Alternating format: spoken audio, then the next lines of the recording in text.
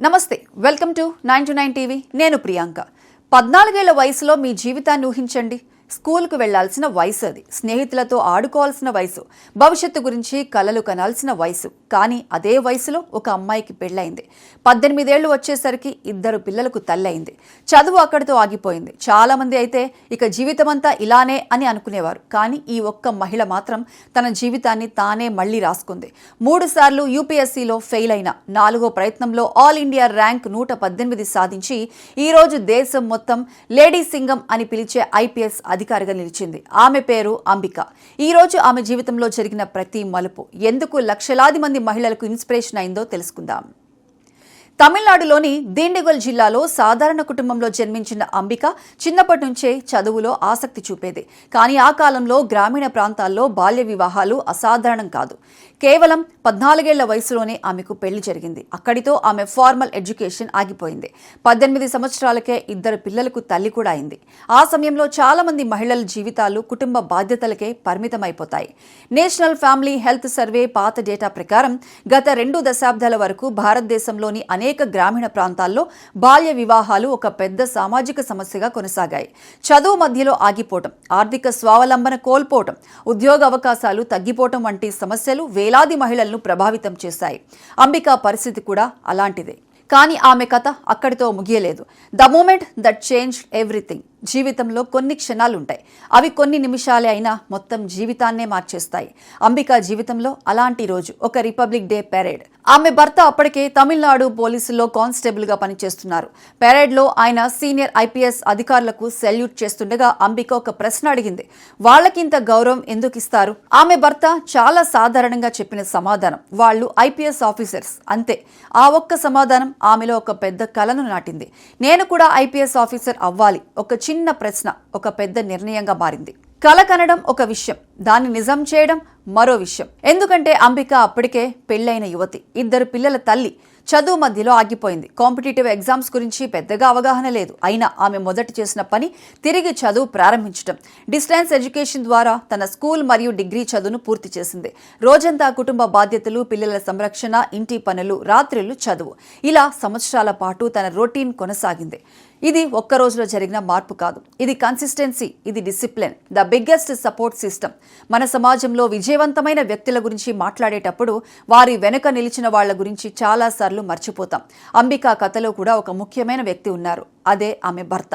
ఆ సమయంలో వారి స్వగ్రామంలో యూపీఎస్సీ కోచింగ్ సౌకర్యాలు పెద్దగా లేకపోవడంతో అంబిక చెన్నైకి వెళ్లి ప్రిపరేషన్ ప్రారంభించింది. ఆమె చదువుపై పూర్తిగా ఫోకస్ చేయడానికి ఆమె భర్త గ్రామంలోనే ఉండి ఇంటి బాధ్యతలు చూసుకున్నారు, పిల్లల్ని చూసుకున్నారు. ఆమెకు మానసికంగా బలమయ్యారు. ఈ కథలో విజయం ఒకరిది మాత్రమే కాదు, ఇది ఒక కుటుంబం కలిసి సాధించిన విజయం. భారతదేశంలో యూపీఎస్సీ ఆస్పిరెంట్స్ లక్షల్లో ఉంటారు. కానీ ఈ ప్రయాణం వెనుక కుటుంబం ఇచ్చే ఎమోషనల్ సపోర్ట్ ఎంత ముఖ్యమో అంబిక కథ స్పష్టంగా చూపిస్తుంది. The UPSC struggle. ఇప్పుడు అసలు పరీక్ష మొదలైంది. యూపీఎస్సీ దేశంలో అత్యంత కఠినమైన కాంపిటేటివ్ ఎగ్జామినేషన్. ప్రతి సంవత్సరం లక్షల మంది అప్లై చేస్తారు. కానీ చివరకు ఎంపిక అయ్యేది చాలా కొద్ది మంది మాత్రమే. సివిల్ సర్వీసెస్ పరీక్షలో preliminary, main examination, personality test అనే 3 దశలుంటాయి. యూపీఎస్సీ వార్షిక గణాంకాల ప్రకారం ప్రతి సంవత్సరం దాదాపు 9 నుంచి 10 లక్షల మంది దరఖాస్తు చేస్తే చివరకు సుమారు 700 నుంచి 1000 మంది మాత్రమే ఐఏఎస్, ఐపీఎస్, ఐఎఫ్ఎస్ వంటి అత్యున్నత సేవల్లో ఎంపికవుతారు. అంటే సక్సెస్ రేట్ 1% కూడా తక్కువగా ఉంటుంది. అలాంటి ఎగ్జామ్లో అంబిక ఒకసారి కాదు 3 సార్లు విఫలమైంది. చాలా మంది ఇక్కడే ఆగిపోతారు, ఇది నా వల్ల కాదు అని అనుకుంటారు. కానీ ఆమె మాత్రం ప్రతి ఫెయిల్యూర్ని ఒక ఫీడ్బ్యాక్లా తీసుకుంది. తప్పులను సరిదిద్దుకుంది, ప్రిపరేషన్ ఇంకా మెరుగుపరుచుకుంది.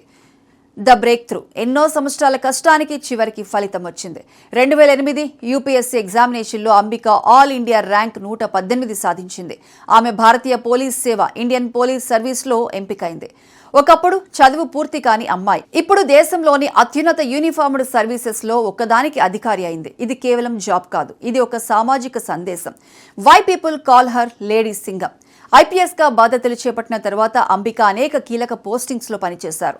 లా అండ్ ఆర్డర్ నిర్వహణలో కఠిన నిర్ణయాలు, నేరాలపై వేగవంతమైన చర్యలు, ప్రజలతో నేరుగా మమేకమయ్యే విధానం, వీటితో ఆమెకు మంచి గుర్తింపు వచ్చింది. ఆమె పనితీరును చూసి చాలా మంది ఆమెను ప్రేమగా లేడీ సింగం అని పిలవటం ప్రారంభించారు. ఈ పేరు ఏ అధికారిక బిరుదు కాదు, ప్రజలు ఆమె ధైర్యానికి ఇచ్చిన గౌరవం. అంబిక కథ మనకు ఒక విషయం చెబుతోంది. మీ జీవిత ప్రారంభం మీ ముగింపును నిర్ణయించదు. ఎర్లీ మ్యారేజ్ అయినా, ఎడ్యుకేషన్ మధ్యలో ఆగిపోయినా, ఫ్యామిలీ రెస్పాన్సిబిలిటీస్ ఉన్న, ఫెయిల్యూర్స్ ఎదురైనా, మనసులో గోల్ స్పష్టంగా ఉంటే జీవితాన్ని మళ్లీ నిర్మించుకోవచ్చు. ఈ రోజు కూడా భారతదేశంలో లక్షలాది మంది మహిళలు చదువు ఆగిపోవటం, ఆర్థిక ఇబ్బందులు, సామాజిక ఒత్తిళ్లు, కుటుంబ బాధ్యతలు ఇలాంటి ఎన్నో ఛాలెంజెస్ ఎదుర్కొంటున్నారు. అలాంటి ప్రతి ఒక్కరికి అంబిక జీవితం ఒక పవర్ఫుల్ రిమైండర్. ఒకప్పుడు సీనియర్ ఐపీఎస్ అధికారులకు సెల్యూట్ చేస్తున్న తన భర్తను చూసి వాళ్ళకి అంత గౌరవం ఎందుకు అని అడిగిన మహిళ కొన్ని సంవత్సరాల తర్వాత తానే అదే గౌరవాన్ని అందుకుంది. అది అదృష్టం కాదు, అది సంవత్సరాల కష్టం, అది ఓపిక, అది కుటుంబం ఇచ్చిన మద్దతు, అది ఎన్నిసార్లు పడిపోయినా మళ్లీ లేచే ధైర్యం. అందుకే మీరు ఈరోజు ఎక్కడ ఉన్నారన్నది ముఖ్యమేమి కాదు. మీరు ఆగిపోతారా లేక ముందుకు నడుస్తారా, అదే మీ భవిష్యత్తును నిర్ణయిస్తుంది. ఈ కథ మీకు ఇన్స్పిరేషన్ ఇచ్చిందా? అయితే ఈ వీడియోను తప్పకుండా లైక్ చేయండి. ఇలాంటి మరిన్ని ఇంట్రెస్టింగ్ అప్డేట్స్ కోసం మా ఛానల్ని సబ్స్క్రైబ్ చేసుకోండి.